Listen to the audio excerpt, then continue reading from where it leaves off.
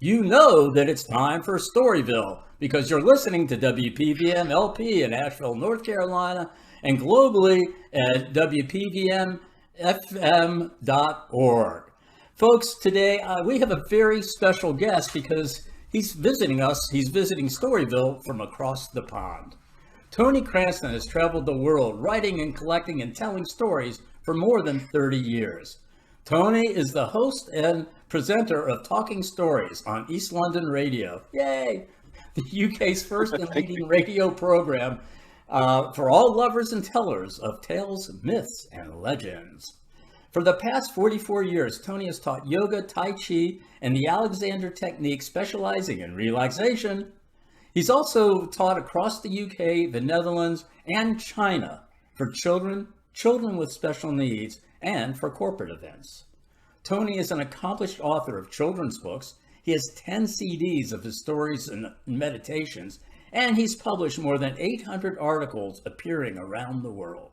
He's the recipient of several awards for his works. And now, from across the pond, Tony Cranston. Welcome, my friend. Oh, it's nice to see you, Chuck. It's really, I've been looking forward to this one. I've been looking forward to talking. As have I, because we do have something in common. We're both on the radio. Yes.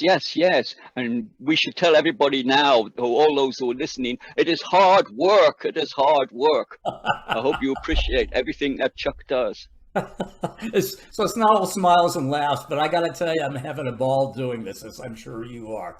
Yes, so, I love it. I love it. Tony, I'm going to use a reference both in UK talk and American talk, and that is that my wife and I recently returned from a vacation/holiday, there you go with the UK reference, from Rhode Island and Massachusetts. My wife is native to Westport, Massachusetts, and across the Narragansett Bay is Rhode Island. Now, the name Cranston rung a bell because as I was looking at a map, I just saw north of Providence, Cranston, Rhode Island. How does that have any impact on you and your family? Oh, yes, definitely. Well, the Cranston family, or as you might say, Cranston family, though you're probably more correct than we are, that it goes back 1,000 years to William the Conqueror, who came to Britain in 1066. He was Norman French, or Viking, if you like, and he conquered Britain, but with him came a Sir Crane. Crane's son, or Ston, means place of cranes, where they lived. And he was quite good at dispatching the enemy. So they gave him most of Scotland. You can say from Carlisle in the northwest of England, the Lake District, through to Edinburgh was full of Cranstons and their descendants and castles and rich pickings. They were very wealthy people. They became reavers on the border. I don't know if you know what reavers are, but reavers are like raiders.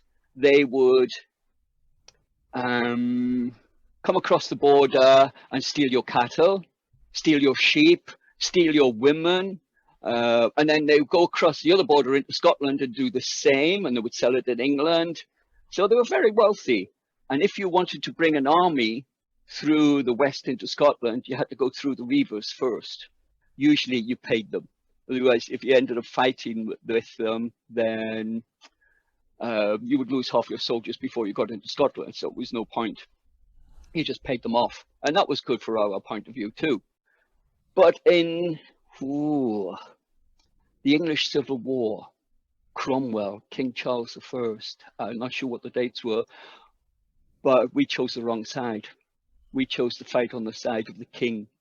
And lost, of course, and all the land was taken away, castles, everything, and the head of the family was taken down to the Tower of London, and he was hung outside the Tower of London.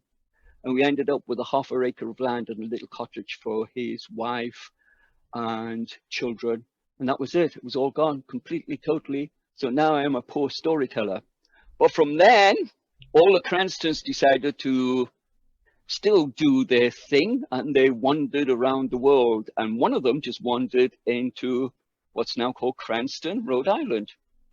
And the city was named after him because he was the first one in Rhode Island to volunteer to fight against the British when they were arriving during the American Civil War. Not Civil War, the American War of Independence, that's correct. We have so many wars, it's hard to tell. It's true, it's true. American War of Independence, and he was the first to volunteer, so they named the city after him. And they've got their coat of arms the same as us too. We have a crane holding a rock, and the legend is that he's always on guard, and if he fell asleep, the rock would fall and wake him up. In Cranston, Rhode Island, they've got 3 cranes. We still have the one. You don't have our motto though. Ye'll want ere I want, which is you will go hungry before I will.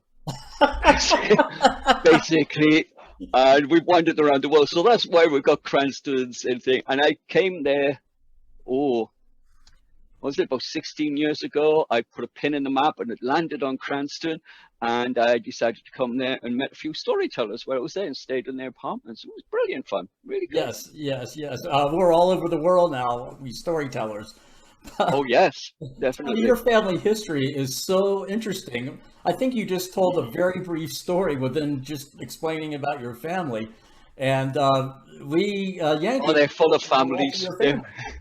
I'm sorry. My family is full of stories. Probably their fault I'm a storyteller now. Well, let's call it their blessing, because we're all fortunate to have you as a storyteller.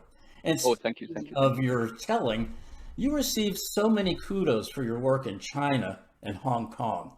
How did that experience begin for you? How did you begin working? I've always been a fan of China. My mom would tell a story always about when I was about 4 years old. I had an argument with her, and I packed a brown carrier bag with a blanket, and I put a shirt on the top to make it look full, and I slammed the door shouting, "I'm going to run away to China." And I was only about 4 years old. And she still tells that story. I was actually 39 by the time I got there. I could have walked there quicker, but China was closed for a long time. I eventually got there after writing a story, and it was published worldwide by China Today magazine, and they invited me across. But I was working with children at that time and copying a lot of ideas from China Today magazine and the Children's Palace in Beijing. And the Children's Palace invited me to go. I was the first Westerner to go and visit the Children's Palace, which is, if you look at the pictures of the Forbidden City, the picture of Chairman Mao, etc., and you walk through Tiananmen Square, past Chairman Mao, underneath Chairman Mao, you go right through all the way through the palace, which is beautiful, Palace Museum now. But when you get out to the other side, there is a motorway, and on the opposite side of the motorway, not for normal visitors, is the other half of the Forbidden City, which was given to Madame Sun Yat-sen in 1949 by Chairman Mao for the children to open the first Beijing's Children's Palace. And it's a performing arts center where you would have hundreds and hundreds and hundreds of children from about 3 years old to 19 years old. And they could be in the same class learning things. When I was there, the first time, they told me they were doing 257 arts programs there. Everything from learning to act, to speak and do radio and storytelling, of course. And they were learning all kinds of languages and martial arts, and as well as the normal things like reading and writing and arithmetic and maths and sciences, all the things going on. But it was set in those beautiful marble staircases, 1,000-year-old cypress trees, golden rooftops. It was unbelievable. And the teachers are the best in the world by far. I started writing for China Today magazine, and it's just spiraled off after that. I go back every year. And if my first base would be Beijing, and then I would travel around. More recent times, my base would be Hong Kong, and then I would travel around elsewhere from Hong Kong. So it's a big place. So you have to, if you're only there for a month or something, you have to really choose your base. Well, what year did this begin? Your journey to 1993. 1993. Wow. I remember it well. I remember the first days there. I remember every single detail of it and all the people I met there and some really good friends who I met there too. So I'm trying to do the math, and it sounds like you've been doing it for 28 years. Is that 28 years? Yep, 28 years. I've been traveling back and forth to China most years, Christmas time and summertime. Because of my work as a yoga teacher, we don't have work during the summer very much. Everybody's on holiday. So I take the opportunity to go somewhere else, Just a quick America question. or China. I do not want to get political, but do you have any trepidation about going to Hong Kong this year? Oh, for all the troubles, well, my wife is from Hong Kong and she's very anti-Chinese at the moment, which is really odd. We go to a Chinese supermarket and she won't buy anything if it comes from China. Wow. Wow. But she buy anything that comes from Hong Kong or maybe Macau or Taiwan, but not China. In fact, she's wanting me now to make her a T-shirt made in Hong Kong. Okay. So I'll be doing that. Personally, I can see it from both angles, from both sides. Yes, yes. And that's a good way to end that part of our little chat here.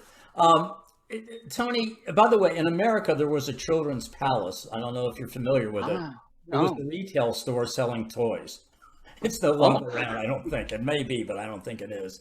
But I'm comparing a toy place to an educational experience that is so different. Speaking of If you were a educational teacher. experience, I understand you met a young girl on your first visit. And could you tell us a little bit about her? And there may be a story there. Whoops. Oh, yes, yes, yes, yes. When I first went, I was introduced to the teacher, Miss Ye, who was the English teacher. Of course, I'm an Englishman, and it was natural that I would go into the English class first. And there were a lot of children there, some 5, 6, 7 years old, others up to about 19 years old, and they all had to come and introduce themselves to me, you know. And some of them were so unique. There was one little boy I could swear was Noel Coward, the playwright, and the way he spoke was perfect English. But the one that followed him was the obvious star of the show, and her name was Sujie. This is Sujie here. I don't know if you can see Sujie, can you? Right. Yeah. Okay. Yes. Which Yeah, one? there's me, there's Sujie. Ah, okay. There's me when I had some hair. We see her. Okay. Yeah. Thank you. She was 8 years old. Jiao Fang here, 19 years old. They're in the same class. They're in the same class. And he was training for the military. She was trained to be an actress.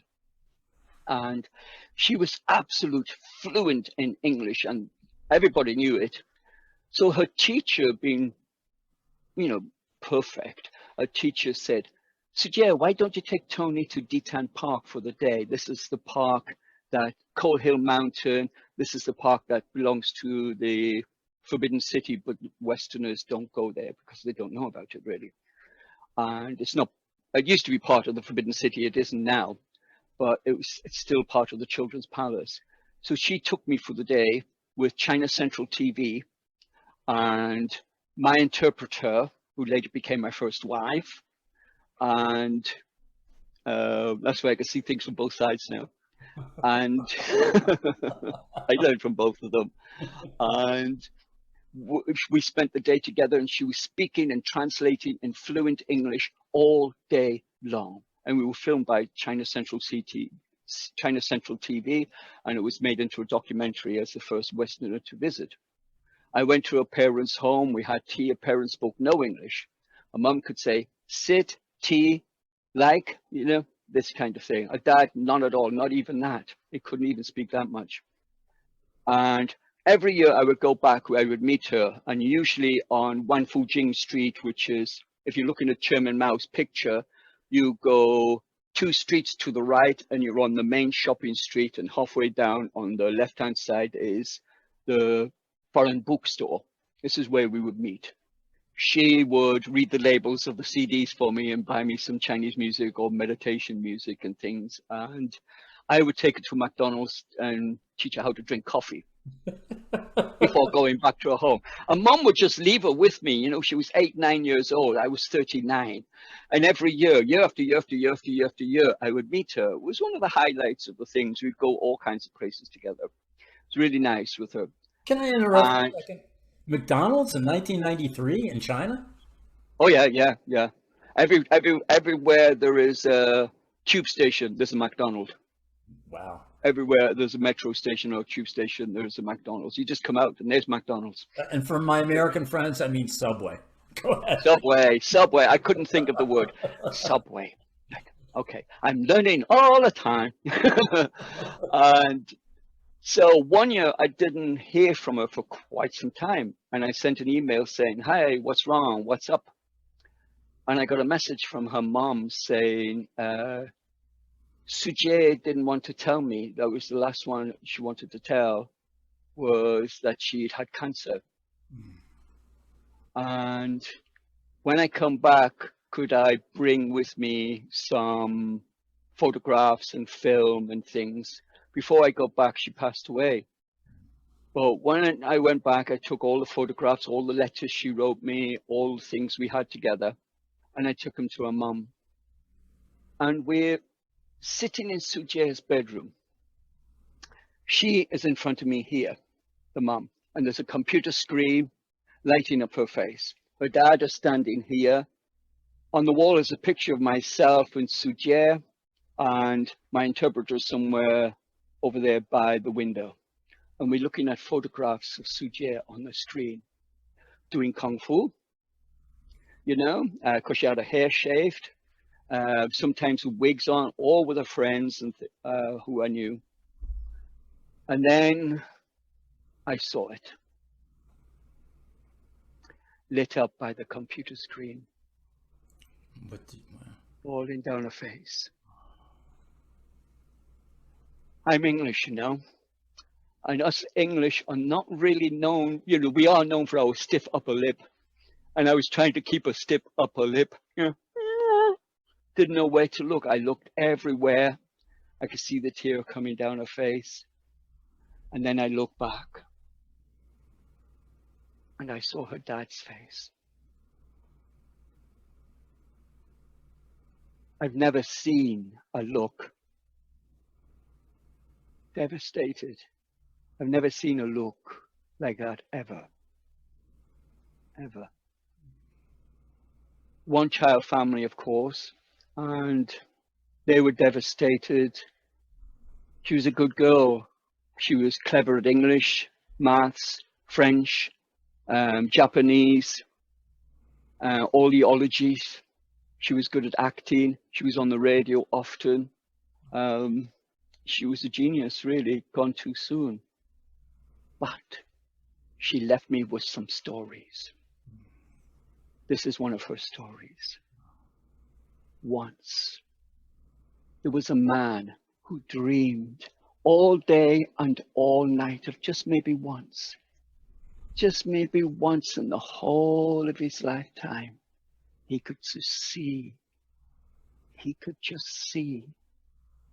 the wonderful, the mysterious, the magical Firebird. That's all he ever dreamed of. All day, he'd look into the clouds. All day, all night, he would look among the stars, just to see his one wish. Then, one night, on his farm, by the trees and by the lake, it came, floating through the silent darkness of space, the wonderful, the mysterious, the magical Firebird. He couldn't believe his eyes. He was pouring with sweat. He couldn't believe his eyes. He was shaking as the Firebird, who was thirsty, came to land by the lake. And he couldn't believe it as she took off her feathers, her golden feathers, and became a beautiful young girl and went swimming in the water. Well, he was a nice man, but he couldn't help himself. He went straight up to the feathers, picked them up, and buried them in his garden. So, of course, when the Firebird came out, she looked everywhere. She looked down here. This is where she was standing. There are her footprints. Where are her feathers? She looked here. She looked there. She looked everywhere. Maybe they were up among the trees. Maybe the birds took them away. Maybe animals took them away. She started to get upset because without her feathers, she couldn't be a Firebird anymore. She began to cry. And at that moment, the man came from out of the trees, put his arms around her and said, there, don't be afraid. I will take care of you. Everything will be fine. Don't worry. I will take care of you. Come back to my home with me. So he took her home. And he did take care of her. He took beautiful care of her. He would comb her hair for her. He would run the bath for her. He would let her watch TV. He would take her shopping all day and he would buy her things all the time. Whatever she wanted, she could have. They would go for long walks together, long conversations. He would cook breakfast for her and wash and dry and put the dishes away properly for her. She loved it. And you know, after a while of being with him, she kind of liked him. And after a while longer, she kind of liked him a lot. And after a while, she fell in love. And they got married. And a year later, they had a beautiful boy. And oh gosh, he was so handsome. He had dark hair, dark eyes. He was just beautiful. He was the apple of his mother's eye. She adored him. And the years rolled by happily. Till that boy was about 8 years old. And he was outside looking for treasure. Looking by the lake where the pirates might have come across his lake and bury the treasure there. And this be a good place to bury the treasure, he thought. And he would dug here. And over there might be a good place. And he dug over there too. And he dug here and he dug there until eventually he went to his garden. And he began to dig. And there, in front of him, something shiny. Wow. Something golden. He moved the soil away. Oh gosh, look at this. Wonderful, wonderful. He picked it up, a cloak of gold and feathers, and went straight to his mummy. He said, Mummy, Mummy, Mummy, look what I've got. It's a cloak of feathers. It's a treasure. I give it to you. His mummy took the feathers and began to stroke them again. She felt the softness. And she began to remember that she was really a Firebird. But what should she do now? Should she put on the cloak and become a Firebird once more? How could she do that? How could she leave her family? She loved her husband. She loved her child. What should she do? Stay as a mother? Stay as a wife? Or should she be a Firebird? What to do? Firebird, Firebird, wife, child. Oh, what can I do? What can I do? She thought and she thought and she thought. And then she put on the cloak of feathers and became a Firebird once more. But before she left, gave her son 3 golden feathers, 1 for good luck, 1 for happiness, and 1 for love. And she flew away, never to be seen again. The end. Oh, Tony, that is such a sweet, beautiful story. How old was Zhu Jin when she wrote that? She didn't write it. She collected it from her mom, who was Mongolian. Ah. And so I think possibly the mom collected it as a child, possibly a Russian story. So it's a Firebird story. So it's gone from Russia to Mongolia to China to the UK and now to you and all your listeners. Yes.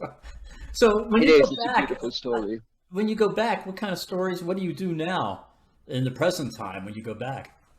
Oh, mostly now I go back at Christmas time. And one of the things I've got regular every year is to dress as Santa Claus. which this year was good since I've got my lockdown beard. It would have been good, but I usually wear a false beard, of course, and the wig and the Santa outfit. And because I'm a Westerner, I must be the real Santa Claus, everyone thinks. And I start in Kowloon, walk down Nathan Road, and along the waterfront and back up the other road. It should take 40 minutes. It takes nearly 5 hours on Christmas Eve.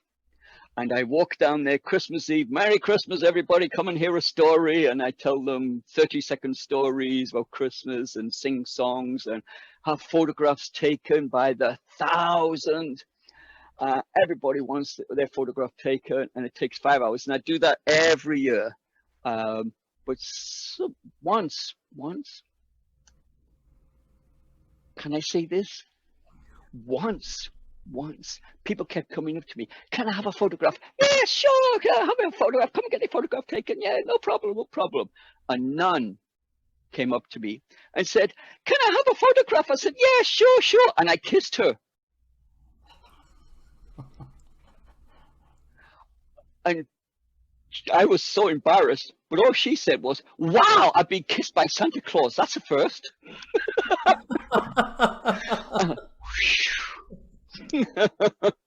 But mostly I go back a lot because Hong Kong is a great place for collecting ghost stories. So I go back to tell ghost stories. And one year I was booked for, was it 16 shows or 14 shows to do in a week during Ghost Month. So telling me, I'm a Gweilo, right? This is Hong Kong Cantonese. Gweilo means white foreign devil or ghost, you know? And the reason why they call us devils or ghosts is because to the Hong Kong people, Chinese people, ghosts have no knees. They can only hop any place. If you've seen the old movies from the 60s and 70s, they all hop everywhere. They can't walk because they've got no knees. So when they see the British soldiers marching in with stiff legs, they say, see, they've got no knees. There must be ghosts. And white skin doesn't help, you know, it makes you a ghost. So we call Gweilos. So there was a Gweilo telling Gweilo stories during Ghost Month. I thought this would be a great adventure. I didn't know how scared I could get.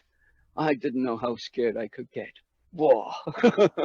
And everybody else was doing more or less the same. But if you ever go to in Hong Kong and some of the south of China, Taiwan and Macau, if you go there during Ghost Month, which is the Chinese calendar, it's July 14th, the moon calendar, but that could be August by the time it reaches us. So it could be August, but the 14th of July is the high point of this festival. All the ghosts can come out of hell during that month. They can go and visit their friends. They can go and visit family. They can go and get revenge. They can eat and drink as much as they like. And everywhere, people will put food outside their doors. They will put incense because they eat incense too, and oranges and fruit. Bowls of dumplings, all kinds of things for them. They would do it on the street, and old ladies would come and call the ghosts in, come and eat. And around, just as it's getting dark, and big braziers of fires everywhere. And people would throw money underneath the car so that you can get into your car, but the ghost won't follow you because they want the money for down in hell where they can spend it. Wow. So it's quite a ghostly trip you have to China every year. Yeah, it's quite good. And of course, my partner's from Hong Kong, and I get most of my ghost stories from her because she's from Hong Kong, and she tells me all of these things. I learn everything from her, really. What to do, what not to do. Our wives. Tony, even how to close the fridge door properly. Mm-hmm. Well, I want to take a right turn here and talk about something that we both have in common, and that's our radio shows. Tell our audience in America listening to WPVM and on Facebook and everywhere else, tell us about your show. Oh, well, Talking Stories on East London Radio. Just look it up. It's a lot easier to find it than me giving you all the www. So Talking Stories, East London Radio. It goes out as a radio program, then a podcast, and it's loaned out to hospital radios and some DAB stations in London. We have about, at the moment, we're getting about 42,000 listeners every month. We've done 52 shows. And I was just working out last night, I think there is 137 storytellers from around the world telling their stories. Real storytellers, not celebrities or anything like that, or movie stars. We've got a couple of celebrities. And telling real stories from around the world. And ghostly tales, myths, tales, legends, true stories, even the odd moth story or two. And children, grown-ups. I think the youngest has been 6 years old. She's now won every award under the sun in India. Has been the youngest storyteller on an international platform. She's in the American Book of Records, the India Book of Records, Asia Book of Records. Something you have all these diverse talents and skills. You do a lot in the spiritual world. You do writing. You work with children. You produce CDs. What started you on storytelling? How did you decide to enter that pathway? Some years ago, way back in the late 80s, early 90s, I was a magazine editor. It was run by teenagers, the magazine, but I was the editor-in-chief, and I had the best job. I could go and interview whoever I liked, and there were a lot of celebrities, a lot of rock groups, and a lot of actors and things to interview. But one person I really wanted to meet was Robin Williamson. He was, he was the duo, part of the duo of the incredible string band, the English folk group who were at Woodstock, etc. And I went to see him in a theatre in Northumberland in England. And I've never seen a storyteller before, never knew what it would be like, but there he was playing this harp for over 2 hours, and you could hear a pin drop, and it was a perfect show. I looked at everyone's faces. But afterwards, we sitting in the front row, and he said to me, when he tells a story, it's his story. But if I was to go off and tell it, maybe get something added or take something out, totally forgotten about, or using my tone of voice, then it becomes my story. But it's only my story until I've passed it on to someone else, and then it becomes their story when they tell it. And we're only temporary custodians of stories, he said. And I thought, wow, you know, I'm surrounded by musicians and artists and painters, and I'm a nothing.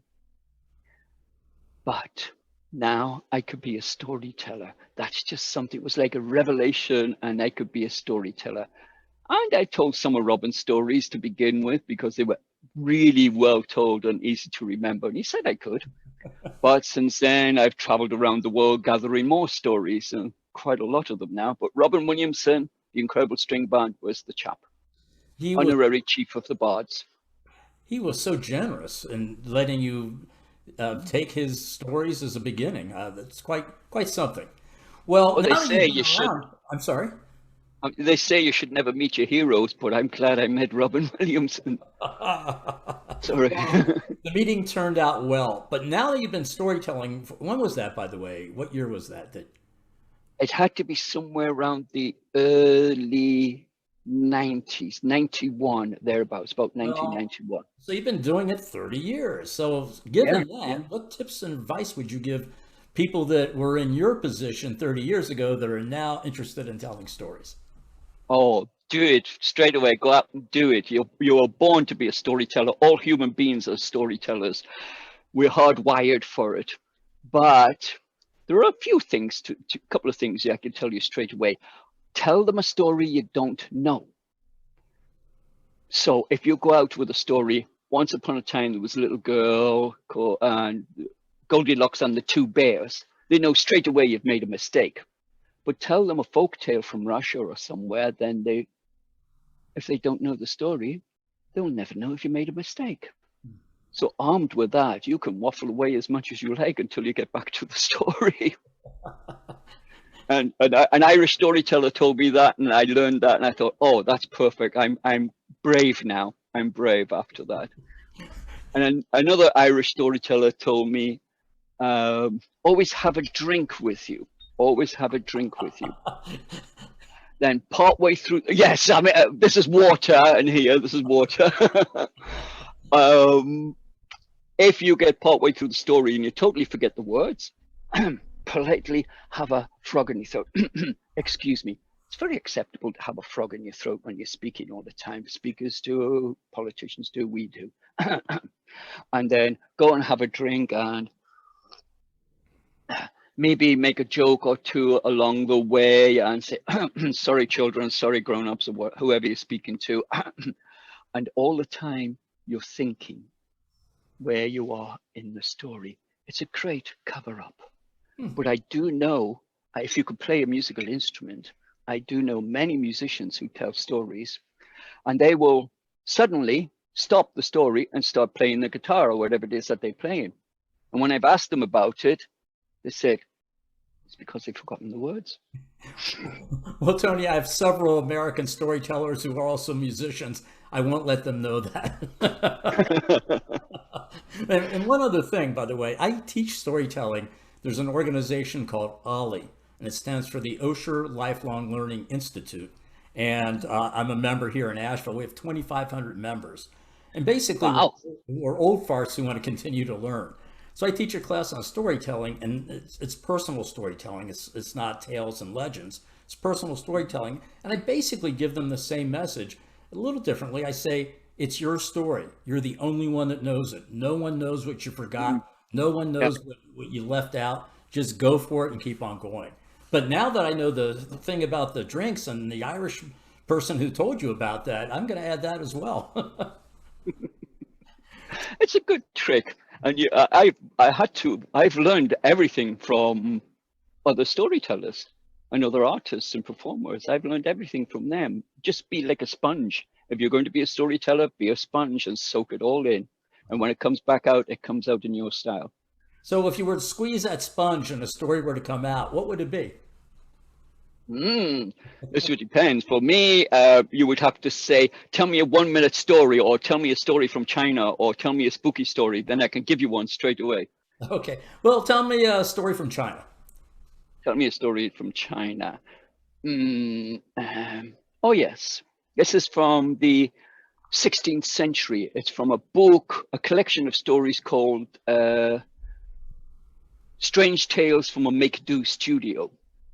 About 16th century, but it has a modern twist to it. You see how it will fit. A young woman gets up in the middle of the night to go to the bathroom. On her way back, she hears a strange noise coming from her baby's bedroom.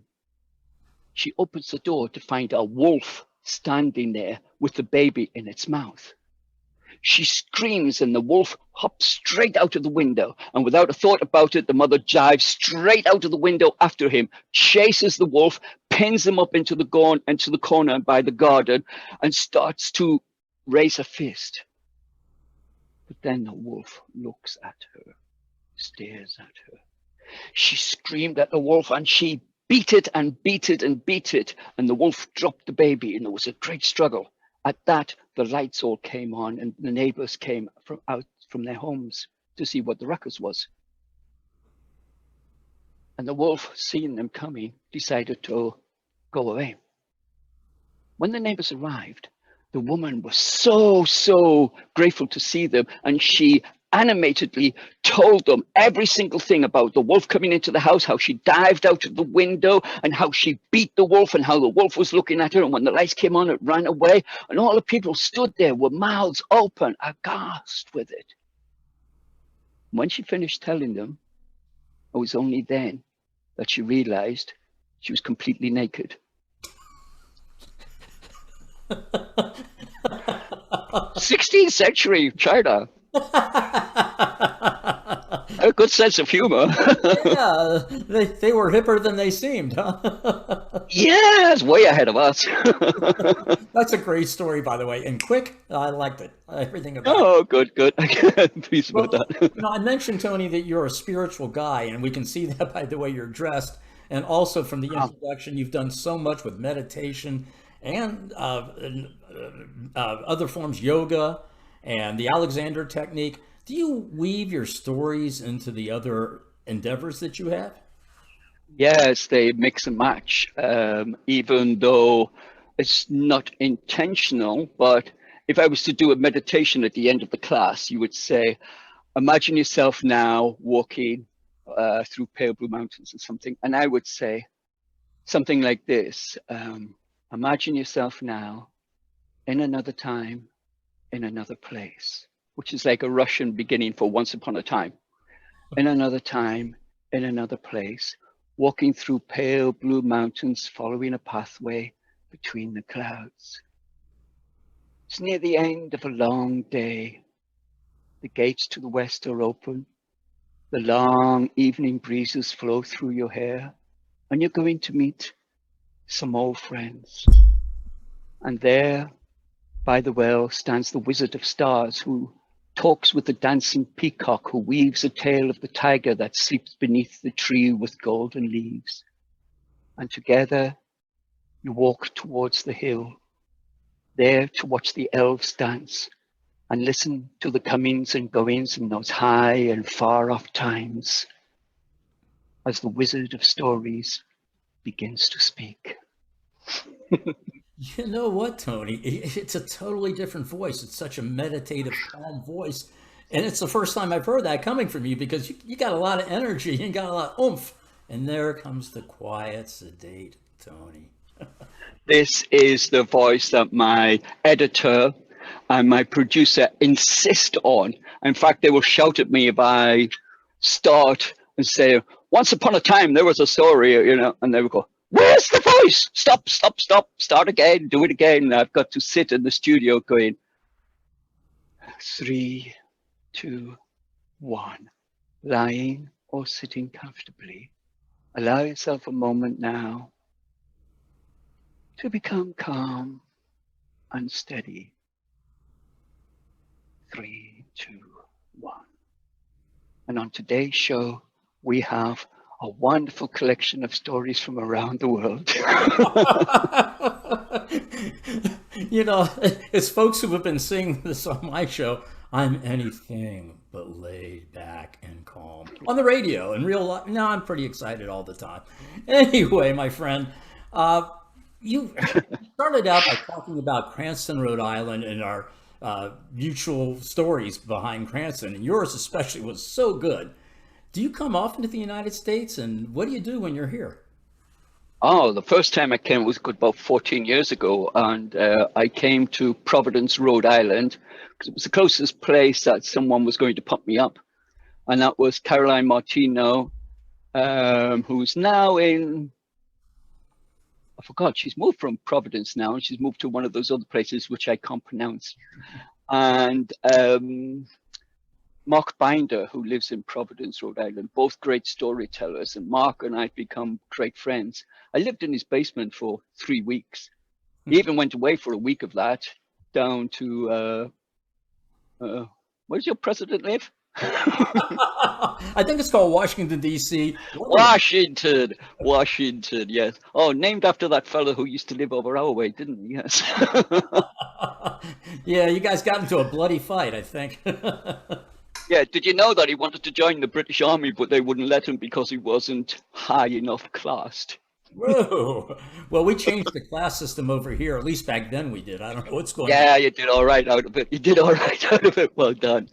And sometimes they come to Boston and New Hampshire, and Papa Joe Goddard and Sebastian Lockwood and his wife Nanette. Lynn Cullen up in Boston. Judith Black. Yeah, so Judith Black is a marvelous storyteller. And I've learned from all of them, and we spend half the night swapping stories with each other. And even driving to places, it might take an hour to drive to somewhere, and we tell about 4 or 5 stories on the way. You can't keep good storytellers down, can you? I'm coming back. Well, I was due to come back last year, but because of the COVID, we didn't make it, of course. But I'm coming back probably to the New England area. I'm going to rent a house for a month. We're going to travel during the week, and at weekends invite every storyteller we know to come and record some stories and do some interviews for the radio program. Wow. So it'll be like 4 weekends of material collecting. Really. So you're going to stay here for a month while you do that, huh? Yeah, yeah. It's cheaper to rent a house than it is to rent a room in a hotel. Oh, you are Wow. so right. You are so right. So you're coming to the United States and you're meeting storytellers. Do you have stories that you tell specifically in the United States? Oh, normally they would ask me because I'm English. They would want to ask to tell English stories, to tell English stories or Irish stories, since a lot of people think I've got an Irish accent, which you know. Another Irish storyteller told me, if you want them to think you're Irish, just say one Irish phrase, and then for that moment onwards, they think you're Irish, and you're just telling them a story that you're Irish. That's all. What's wrong with that? You're a storyteller. You're telling them yet another story. And so I do that. And no, I don't have specific stories they want, because I've collected them from everywhere. And I kind of like stories. And they jump out at me and I learn it instantly. If it's a good story, I will know it straight away, beginning, middle, and end. And I can change it just as fast. And I call it sometimes they creative want me to license. tell Chinese stories, of course, you I know. call what you do creative license. Oh yes, this thing about if you don't like the ending, don't change it, or don't tell the story. I'm not worried about that. I will tell the story the way the children might like it at that end. After all, if you look at the Cinderella story, if you've got the French ending of that, you would never make a movie out of it with that ending. Disney made a better ending when they were walking down the aisle, living happily ever after. You What was the know, French ending? as they're walking down the aisle, blackbirds come out to the belfry and peck out their eyes. And that's for children, huh? Yes. So if Disney could change the ending, so can I. Well, uh, I'm sure there's a lot of people out there who's going to say, "How dare you? How dare you?" But the endings that we've got now, that we see in the book, and all the Grimm's tales and the fairy tales and the stuff collected in the Panchatantra tales and all of that, it's just what's been written down at that particular moment. There's probably a dozen versions of it before then. exactly, exactly. So when exactly are you coming back to the States? Well, hopefully it won't be this year, but hopefully I'd like to come next year to do that. Uh, Um, and at a cheaper time of the year, not the summer. yeah, well, I have to tell you, as I mentioned before, my wife is from New England. She's from a beautiful Yeah. little burg, Westport. And Yes. things are changing in terms of the climate in New England. We were, our last night there, we were outside of Boston, and at dinner time, the temperature was 95. And this is Boston. So what we're finding in America now, the West Coast and the East Coast, where it used to be cooler, is now getting very, very hot. California is in the hundreds.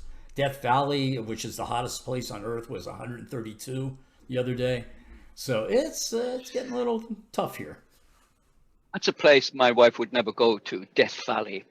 I mean, the feng shui of the word Death Valley wouldn't be any good to her, No way. What do you go there for? How dare you? Well, my son lives in California, lives in Hollywood, and we were visiting him a couple of years ago. And we stopped at Death Valley first. We spent about 4 days in Death Valley, and I have to tell you, it was really something. We went in March, and it was not that hot, but there had been a flood in Death Valley, and there were signs that said "hazard, flood ahead." And I have a photo of that. So it's just, it's kind of weird that there was a flood in Death Valley 2 years ago, and now it's 133. So it's Wow. it's crazy stuff. So Tony, you have a lot of stories and tales. About how many do you have in your quiver? I know I made a list a couple of years ago of 500 stories. These are the 500 stories that I know without having to refer to much. I just need to look at the list, look at the title, then I know it. Um, We don't have time for and 500. I've But we have added about time more for since then. 10. If you can give us maybe 7 or 8 minutes, that would be great. We don't have time for 500 though. Okay, give me. What do you want? Would you like a sort of strange, spooky story? Sure. Okay, I've got a couple of them for you. This one, I just had published 2 years ago in Ireland. I get a lot published in Ireland. They seem to like my work in Ireland, but they a friend told me to send the story because it was only maybe 1 page long, and there were a lot of compilation books that have a page empty, and they're just looking for that 1 page to fill it up. Like we do on the radio, we want to fill up the program by 20 seconds or something, and we're looking for something for that. So this is one of those stories, and they loved it. So it's called Scaring the Girlfriend. A young man and his infinite wisdom decided that it would be a cool idea to go in the middle of the night into his girlfriend's apartment just to give her a scare.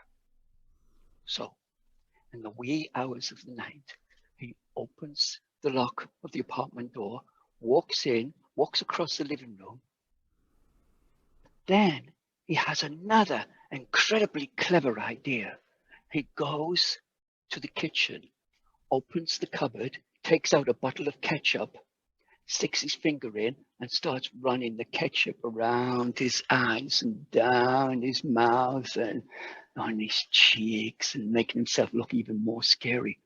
But when he looked in the kitchen mirror, he thought to himself, "Ooh, hold on a minute. Actually, I'm a bit scared myself. If I do this, she's not just going to be scared. She might have a heart attack. Worse still, she might even finish with me. Better not do it, better not do it." So he washed it all off, and he just sat there through the night at the kitchen table, drinking coffee.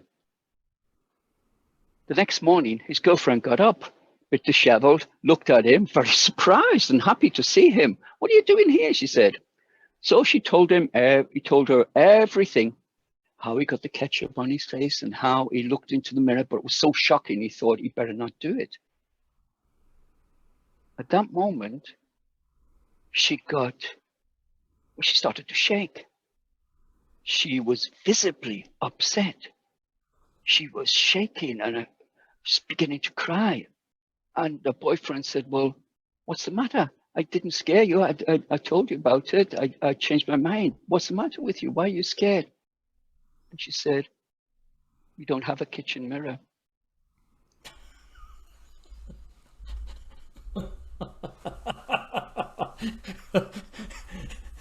I was almost frightened to the point the bejeebies were coming out until I heard the end. That's so good.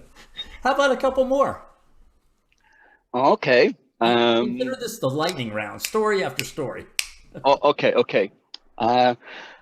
Recently, I've been hanging out with a lot of poets, and poets seem to be able to tell a story and make us feel things and make us move and give us great descriptions in a few words, which storytellers kind of find hard. We take 12 lines and make it into 10 minutes, 20 minutes. That's easy for us to do. So I wrote some stories and I thought I'd leave them.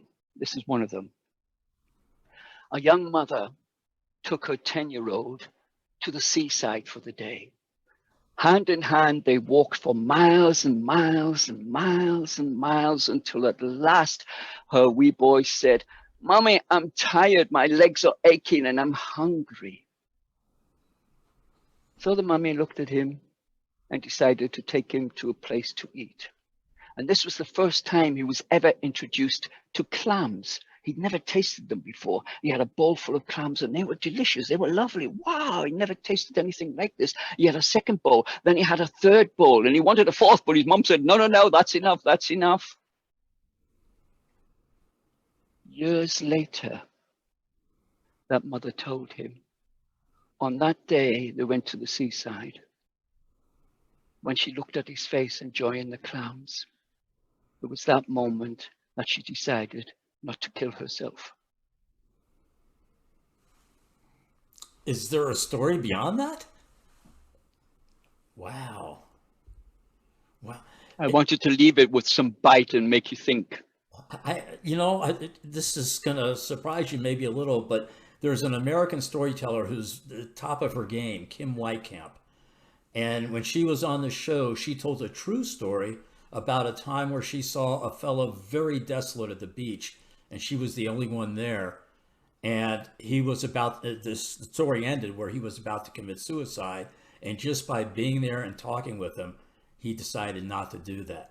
So when you told your story, I thought maybe there was another happy ending.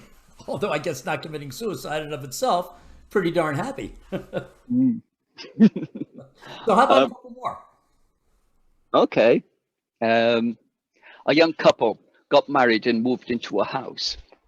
4 years later, the mother and their 2 children died in an accident at sea.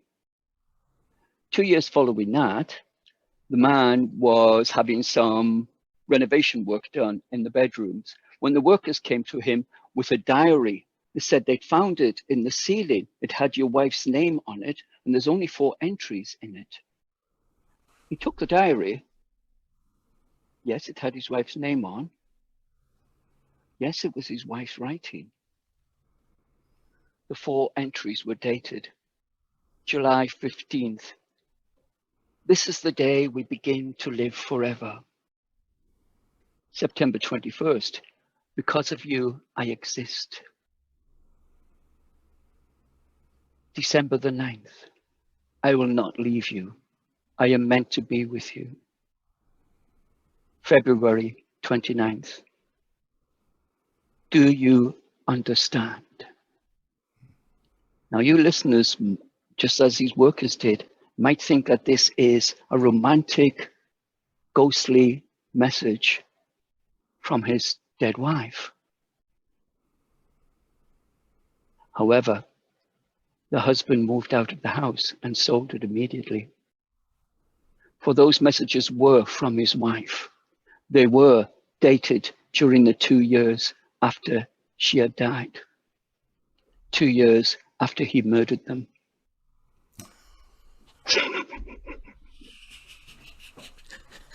I love it, Tony. You tell these stories and I'm so engaged, and then you, like the husband, then you twisted the knife. Laughing. Oh man, this has been so much fun. And I'm going to do a special treat for our audience and me. One more before we go. Oh, all right. I'll give you a nice one. I'll give you a nice one for mummies and daddies and children. Oh, okay. Okay. So you've got the whole thing here. I won't give you a spooky one. It's called Cloudland. Between heaven and earth, there is a place called Cloudland.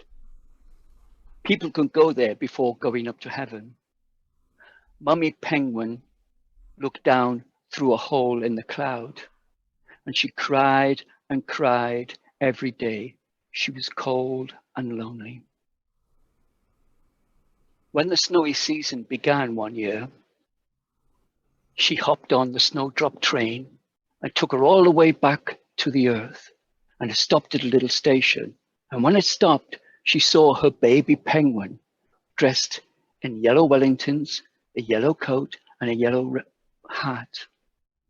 She rushed up to her baby and hugged him and kissed him so tightly, and they played together. They did everything together, and the train left.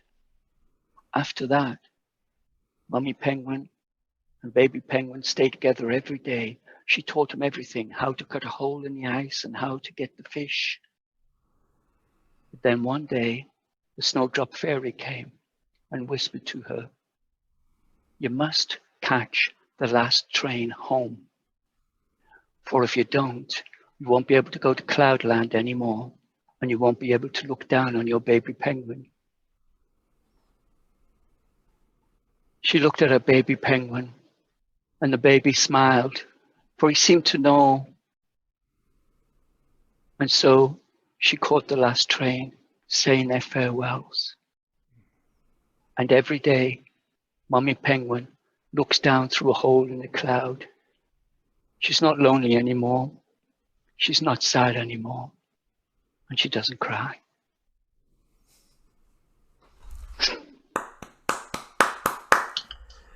Tony, that was such a beautiful way to end our time together. Oh! Because I have to tell you, this has been so much fun for me, and I can't wait. You've invited me to be on your show. I can't wait to do that. Yes. Hopefully, I can meet you when you come to the United States. And Oh, that would be good. To celebrate this show after this, I'm going to go to the fridge and grab myself a Guinness and give you a toast. So again, Tony, thank you so much. And to all the folks out in Storyville, let's say goodbye. Goodbye. Thank you for having me. It's been a pleasure. Really, really good. I've enjoyed every moment. Thank you, my friend. Goodbye. Hope to see you all again. Bye bye. Oh, Tony, yes.